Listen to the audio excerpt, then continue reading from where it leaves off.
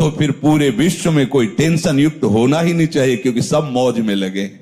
जीवों की हत्या करके उनका मांस खाना, मदिरा पीना, व्यभिचार करना, नए नए व्यभिचार करना, तो सबको मस्त होना चाहिए।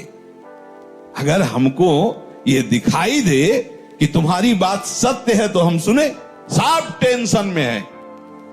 कोई भी प्रभु को साक्षी करके बोले कि भजन के बिना किसी का हृदय शांत हो गया है, तो मुझे एक भी व्यक्ति विश्व में नहीं, महापुरुषों ने देखा है अपनी दिव्य दृष्टि से। स्वयं भगवान कह रहे, भोगों को भोगने वाला अशांत होता है, वह अशांतस्य कुतः सुखम। जो अशांत है, जो आशाओं की भोगों की फांसी में बंधा हुआ, वो कहां सुखी हो सकता है। दुष्संग से किसी का भी नाश हो सकता है, कोई भी हो, कोई भी हो। ये कभी न सोचे कि दुष्संग से हमारा पतन क्या हो सकता है, किसी का भी कभी भी। सोचो, जो भगवान के दर्शन कर रही हैं और भगवान जिनके झुककर चरण छूते हैं, और जो भगवान को ऐसे हृदय से लगा लेती है और माथा चूमती है, माता कैकेयी, उनको यद्यपि वो तो लीला परिकर है, दुष्संग का वहां आरोप नहीं कर सकते, क्योंकि प्रभु की लीला का संपादन करने के लिए वो पूरा परिकर है। चाहे वो मंथरा जी हो, चाहे कैकेयी, ये सब बंधनी है। सोचो, एक बार प्रभु को जिन्होंने देख लिया, उसको हम दुष्संग कैसे कह सकते हैं। और उन्हीं प्रभु को मंथरा जी भी तो देख रही है, पर वो लीला पात्र हैं। पर वहां दर्शन कराया जाता है कि दुष्संग कितना प्रबल है। सुना आपने महाराज दशरथ क्या कर रहे हैं? कल सुबह कौशल्या पुत्र राम को राज्याभिषेक, चक्रवर्ती सम्राट का युवराज पद कैकेयी जी ने कहा। ये सुनकर के तो ऐसा लगता है कि आज तो जो मांगे मैं दे दूं तेरे को, मेरा राम राजा बनेगा, इससे बढ़कर और क्या बात हो सकती। अभी समझी नहीं आप? अगर भरत राजा बनते और ये बात तुम कहती तो समझ में आती मेरी। मंथरा ने, जब राम राजा बनेंगे तो दासी से ज्यादा तुम्हारी योग्यता नहीं रहेगी, क्योंकि कौशल्या उनकी मां है, महारानी के पद पर विराजमान हो। वो आपको पता है महाराज राम को कितना प्यार करते हैं, उन्हीं के संबंध से कौशल्या जी वैसे ही प्रधान हैं। मुझे तो लगता है कि भरत को जेल में रखा जाएगा और आपको दासी बना के रखा जाएगा। उनका घर फोरी, अगर जबान से एक भी शब्द निकला तो तेरी जबान काट देंगी। मोरे राम भरत दो आंखें, जैसे दाई और बाई आंख को भेद करके नहीं वर्णन किया जा सकता, ऐसे तुझे पता है राम और भरत मेरी दोनों आंखें। घर फोड़ी, तेरी जबान काट लेंगे अगर बोली। चुप हो। फिर बोली, को नृप होए हमें कहानी, चेरी छोड़ी न होई बरानी। कोई भी राजा हो, मुझे क्या, वो तो मैं तुम्हारे हित की बात कहती हूं, मुझे तो दासी ही रहना है। पर ये तुम नहीं जान पा रही हो, तुम बहुत भोली हो। उधर में जाके सब पता लगा के आए हूं, क्या षड्यंत्र रचा जा रहा है। ठीक है, तुम जबान काट लोगी, लेकिन मैं बोलने से नहीं रुकूंगी। जो हो रहा है मैं तुम्हें बताऊंगी। देखा, इतना प्यार तो क्या, बस बात मेरी मान लो। अगर टल गई ये बात तो फिर जीवन भर पछताओगे। सुबह राज्याभिषेक का समय है, कोप भवन में जाओ। महाराज ने वरदान देने की बात आपको कही थी, आप वरदान मांग लीजिए। मान लो मेरी बात। चढ़ने लगी बात और उठकर चली गई कोप भवन में। जब महाराज को पता चला, महाराज आए, तुम्हें कोप भवन में आने की क्या आवश्यकता थी? तुम तो केवल सूचना दे देती, क्या मांग है तुम्हारी? ऐसे बलवान थे महाराज दशरथ कि देवराज इंद्र सहायता के लिए बुलाते थे जब असुरों से संग्राम होता, और भगवान के पिता बनने का सौभाग्य मिला। सब बल ऐश्वर्य संपन्न महात्मा थे महाराज दशरथ जी। और उनका केवल आप मीठी मीठी बातें करते रहते हैं, अपने वचनों पर तो दृढ़ नहीं रहते। कैसी बात करो, रघुवंशी और अपने वचन पर दृढ़ ना होना। रघुवंशियों की आन बान शान है कि प्राण त्याग देते पर वचन नहीं त्यागते। क्या है उनका? आपने कहा था 2 वरदान, तो हंस दिए। उनका 2 क्या, 2 की जगह 4 मांग लो, क्या चाहिए तुम्हें? उनका सुना है सुबह राम का राज्याभिषेक होगा। हां, महामंगल, भगवान शिव की कृपा से ये अद्भुत सुख प्राप्त होने जा रहा है, अयोध्यावासियों को राम राजा बनेंगे। उनका हां, तो यही तो बात मैं कह रही हूं। राम का 14 वर्ष का वनवास और भरत का राज सिंहासन पर आरोप।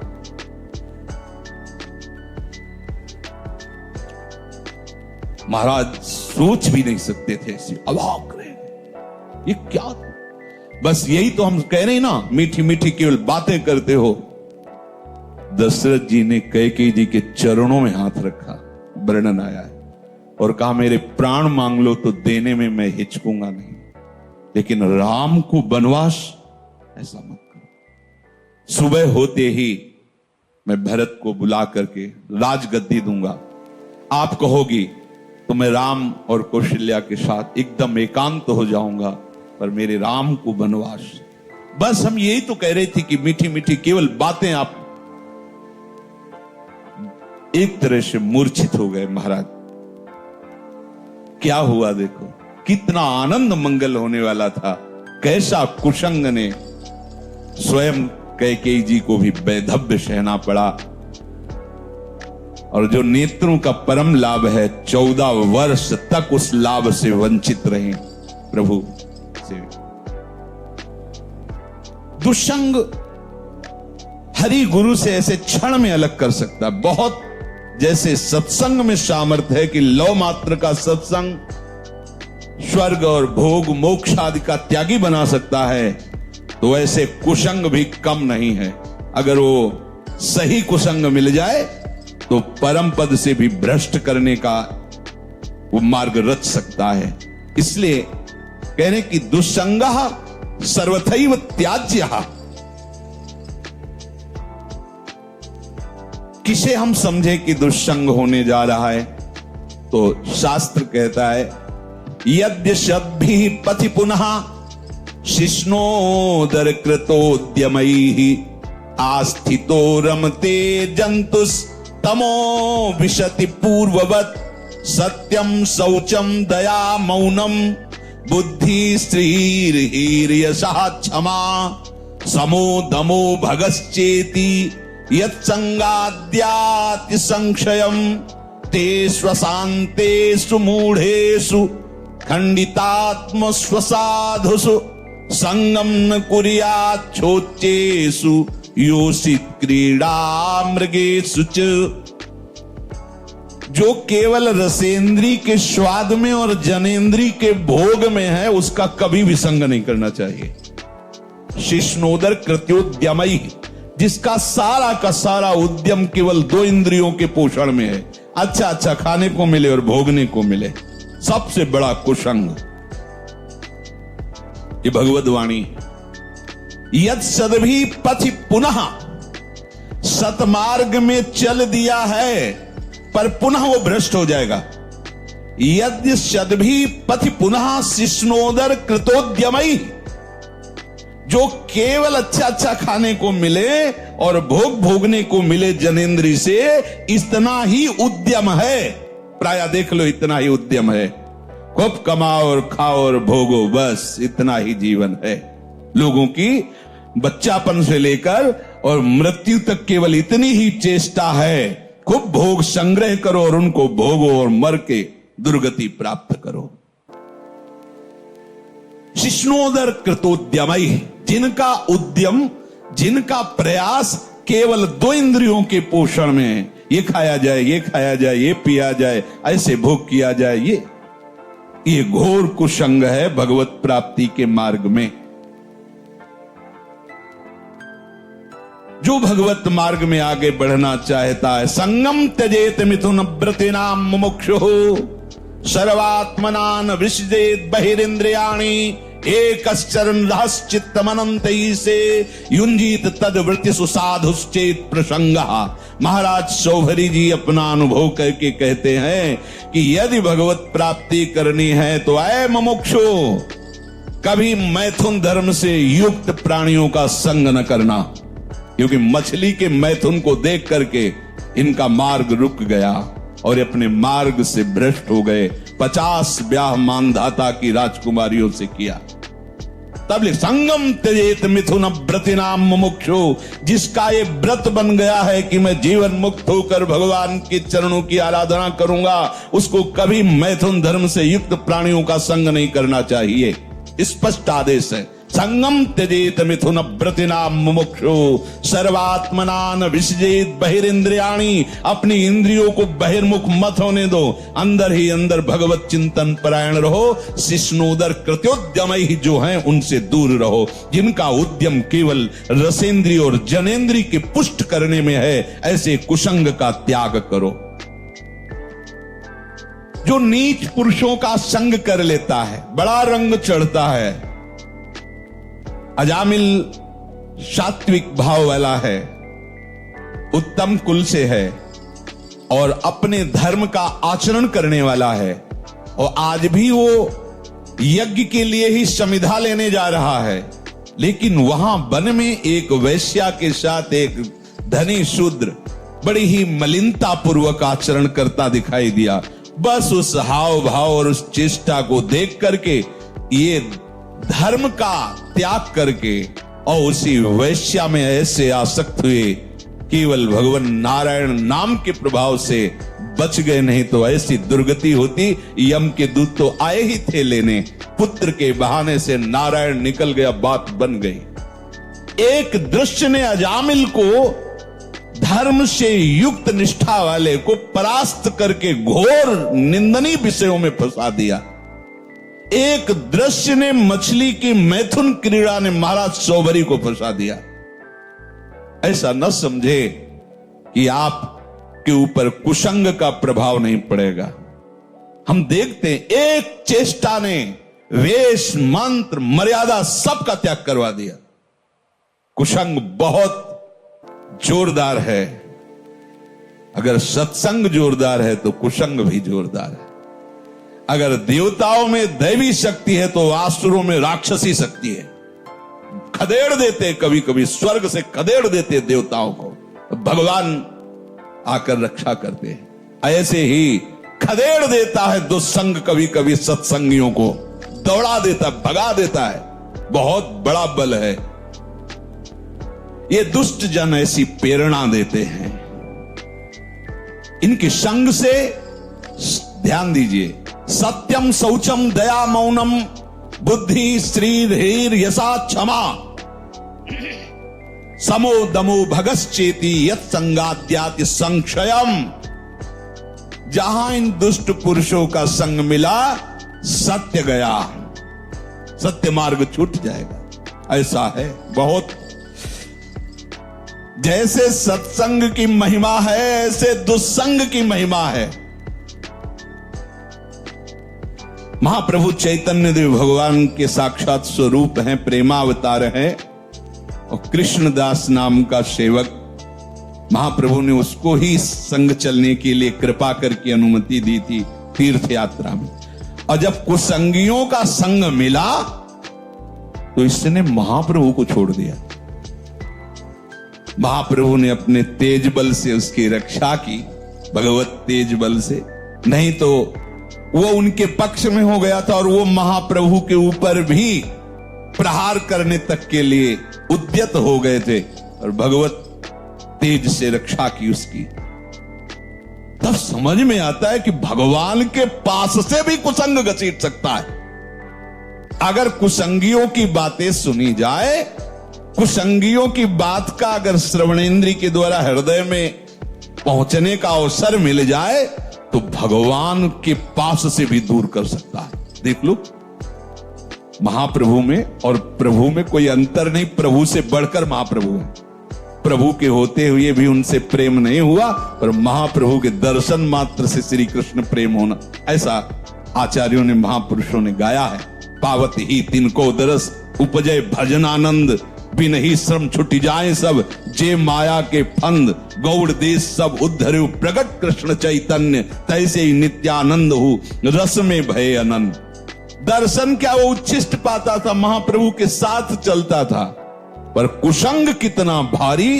ओहो, जब भरत जी ने सुना कि मेरे प्राणाराध्य भगवान को वनवास मेरी मां के वचनों से हुआ, मेरे परम कृपालु परम प्रेमी पिता का शरीर त्याग मेरी मां के वचनों से हुआ, तो जे ही ननिहाल से आए तो दौड़ कर कैकेयी मां मिलने के लिए आई तो रोक दिया। और शब्द जो बोला वो बहुत ही कठोर बोला, पापिनी आज के बाद तेरा कभी भरत मुख नहीं देखेगा। 14 वर्ष व्यतीत होने के बाद जब प्रभु पधारे तो सबसे पहले कैकेयी मां के पास गए। बड़े करुणा में मर्यादा पुरुषोत्तम हृदय से लिपट कर कैकेयी जी रोई और कहा, बेटा एक इच्छा है, जब से ये लीला हुई तब से आज तक भरत ने कभी मां नहीं, तुम आदेश करोगे तो एक बार वो मां कह देंगे तो मेरा हृदय जो जल रहा है शांत, एक बार केवल मां कहेंगे। प्रभु कुछ बोल नहीं पाए, विचार किया। भरत जैसे महाभागवत एक बार जो निश्चय कर ले उसे टाला नहीं जा सकता, और भरत मेरी आज्ञा को नहीं टाल सकता। अब ऐसी परिस्थिति में निश्चित वो प्राण त्याग देगा।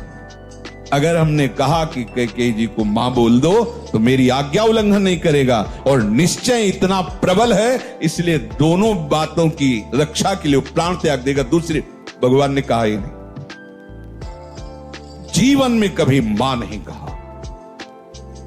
साष्टांग प्रणाम करके हाथ जोड़कर ग्रीवा झुकाकर खड़े होते थे प्रहलाद जी हिरण्यकश्यप के सामने। जब उसने भगवान श्री हरि की निंदा की तो दैत्यराज कह के संबोधन किया, पिताश्री कह के संबोधन नहीं किया।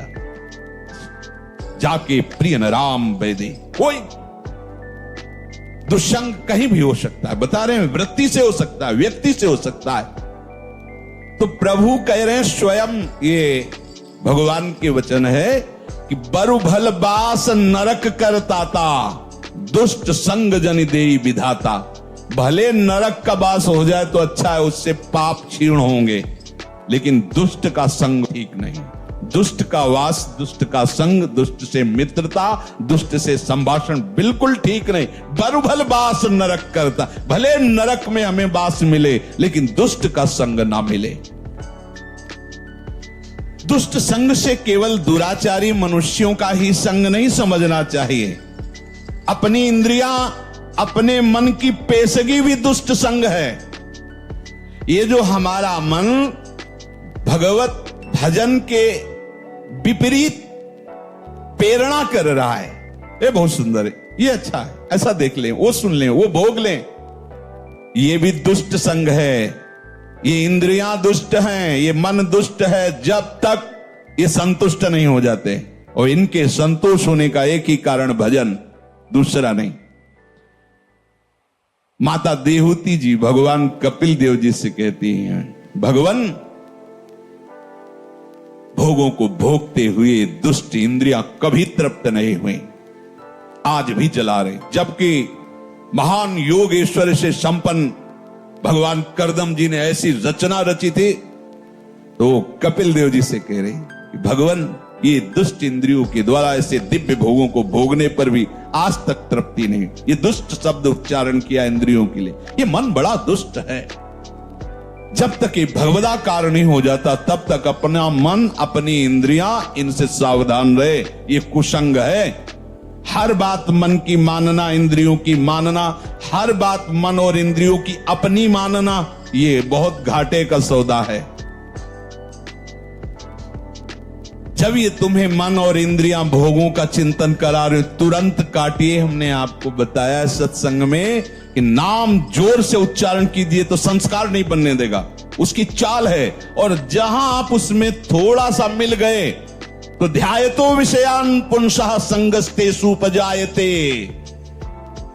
जहां विषय ध्यान शुरू हुआ, पूर्व का भोगा हुआ या सुना हुआ या पढ़ा हुआ या देखा हुआ, जहां उस पे एकाग्र हुए, कुछ करो या न करो, जो उसका परिणाम हो तो हो गया, तुम्हारा अंतःकरण गंदा हो गया।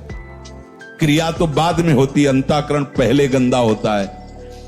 ध्यायतो विषयान पुंसः संगास्तेषु उपजायते, जहां विषयों का ध्यान सुखपूर्वक किया, ऐसे से ऐसा हो, ऐसे से, बस वो अंतःकरण को मलिन करके संकल्प बना देगा। और जहां संकल्प बना और संकल्प में बाधा पड़ी, प्रतिकूलता आई, तो क्रोध अपना अधिकार कर लेता है। संगात संजायते कामः, कामात् क्रोधो विजायते, क्रोधात् भवति सम्मोहा, सम्मोहात् स्मृति विभ्रमः, स्मृति भ्रंशात् बुद्धिनाशो, बुद्धिनाशात् प्रणश्यति, सर्वनाश हो गया। इसलिए कल्याण पथ पर, भगवत मार्ग पर चलने वाले उपासक को विषय चिंतन को भी दुष्ट संग समझना चाहिए। विषय चिंतन बड़ा भारी अंदर का दुष्संग है। बाहर से भाग के तो एकांत हो गए, लेकिन अंदर उसे भगाने के लिए नाम समर्थ है।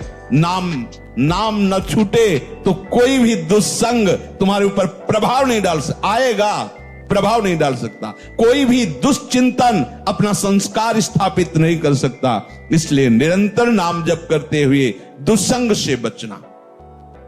जब दुष्संग से बचेंगे तब आपके अंदर भजन भाव की वृत्ति से एकांत स्थान की चाह होने लगेगी।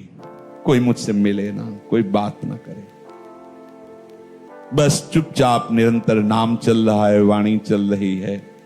स्वाध्याय अत्यंत आवश्यक है।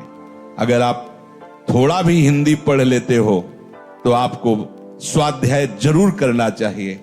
आस्तिकता की आधारशिलाएं, साधक में साधुता, प्रेम दर्शन, श्रीमद् भागवत, श्रीमद् भगवत गीता जी। बिल्कुल संप्रदायवाद की बात मत करो, सीधे जैसा कहें वैसा चलो।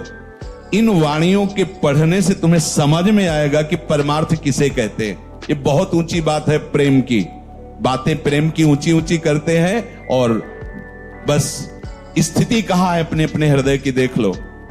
हमें स्थिति चाहिए, बातें नहीं। बातों से पेट नहीं बढ़ता, बातों से प्रीति नहीं होती, स्थिति चाहिए। जब तक आप सिद्धांत को नहीं समझोगे तब तक बातें ऊंचे सहचरी भाव की, गोपी भाव की, सखा भाव की, और स्थिति नहीं है एक साधारण धर्म की। जो व्यभिचारी है, जो मनमुखी है, जो स्वेच्छाचारी, वो कौन से भाव में बैठा है? देह भाव में। देह भाव का तो पूरे संसार में ही प्रचार प्रसार हो रहा है। देह भाव ही तो दुर्गति का कारण है।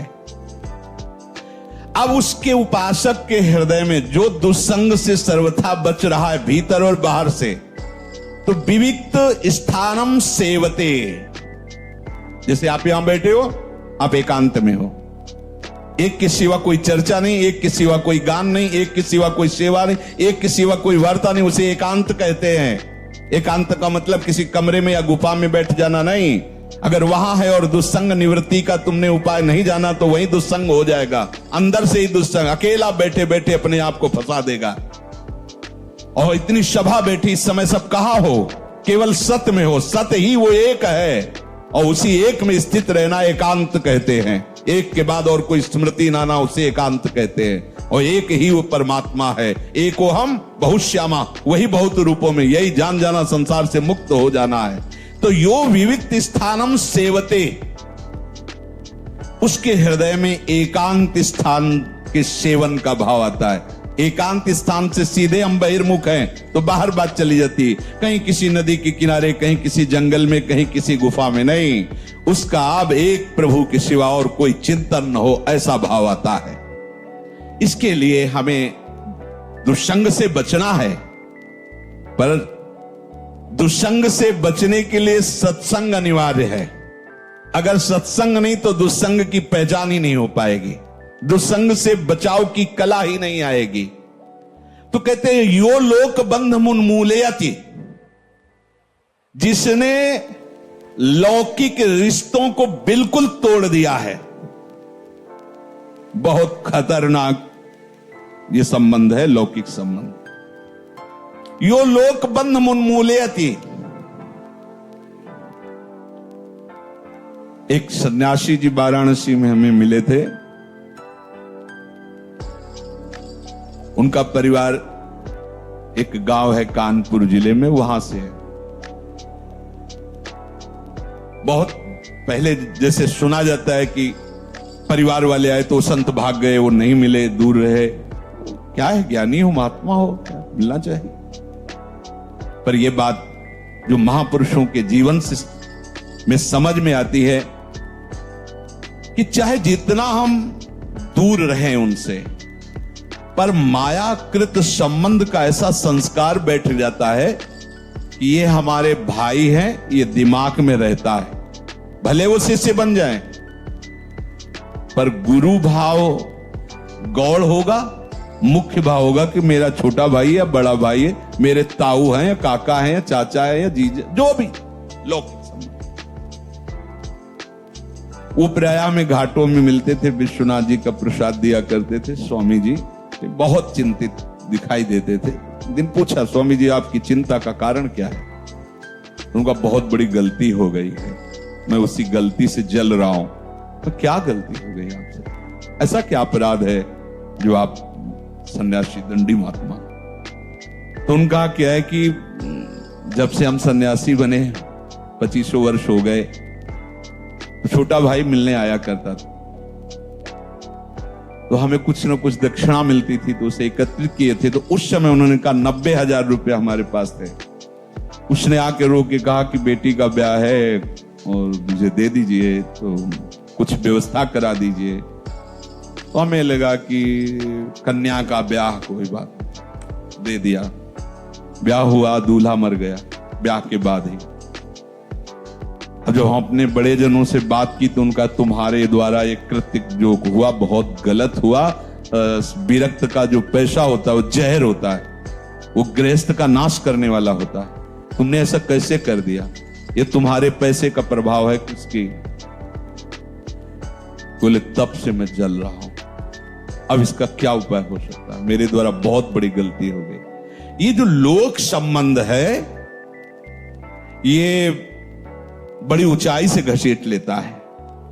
भजन के लिए कोई भी भजन करो। पुराने गंगा किनारे आश्रमों में जो संत जन रहते थे, हमने देखा कि उनके जब घर के लोग मिलने के लिए आते तो ऐसे बाहर आकर के बुरगुज होते हैं ना गंगा के किनारे से, घाट के जो ऐसे चबूतरा, उनमें बैठ जाते थे और कहते कि देखो भाई, हमारे यहाँ कुटिया का गुड़ भी मत खाना, क्योंकि गांव में गुड़ ही आदि ही रहता। गुड़ भी मत खाना, जो लाए हो पाना हो, गंगा जल पीना, चले जाना। यहां आश्रम का एक भी वस्तु स्वीकार मत करना, तभी तुम्हारा मंगल होगा। उन महापुरुषों ने जो अनुभव किया उसे अपने लोगों को धारण करना है। यो लोक बंध मुन्मूलयति, अहेतु की कृपा हुई हम भगवत मार्ग में चले, और अगर चूक गए तो फिर बहुत गड़बड़ हो जाएगा। ये बहुत दूरी से घसीटते हैं परिवार वाले। हाँ, यदि आप हमें अपना मानते हो तो हमारे प्रभु को अपना मानकर बैरागी बनकर भजन कीजिए, भजन मार्ग में चलिए। आप गृहस्थी में हो तो आशा मत रखिए कि यहां से एक चुल्लू जल भी तुम्हें मिल जाएगा। अगर संबंध में मिठास रही तो गिरा देंगे, पक्का समझो। ओ महाराज जी, बस इतना सहयोग हो जाए, हम अगले साल की फसल बेच करके आपको सब दो, जिंदगी में वापस नहीं होंगे। वो भी गए, वो भी अपने धर्म से गए। बहुत बचने की जरूरत है।